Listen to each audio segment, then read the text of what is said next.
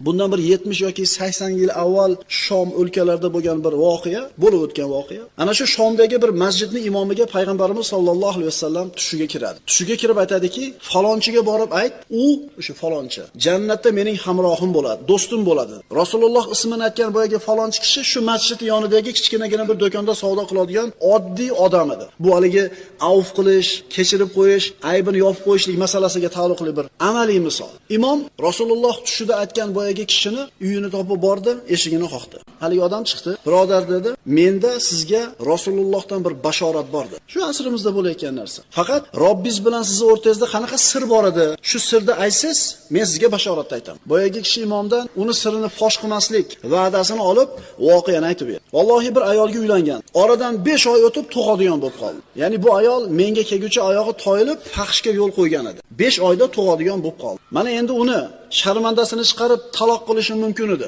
Ammo Alloh taolo uni meni qo'lim bilan isloh qilishini xohladi. Chunki haqiqiy tavba qilganini tushungan edi. Doyan olib keldim, bola tug'ildi. Ertasi kuni namozga chiqar ekanman, imom quloq qoqqanida namozga bolani ushlab tashqarida turgan edi. Hamma kirib ketdi. Imom Allohu akbar deb farzga quloq qoqdi. Bolani hech kimga ko'rsatmasdan masjidni tashqarisiga qo'yib, kirib imomga ergashdim. Sirni yopishni ko'ring. Namoz o'qib bo'lganimizdan keyin bola yig'lashni boshladi. Hamma yig'ilib atrofida jamlanib ketdi. Kim ekan? Men ham hech narsani bilmagandek bordi. Nima ekan bu deb so'rasam, qara, birov bolani tashlab ketib shu yerga dedi.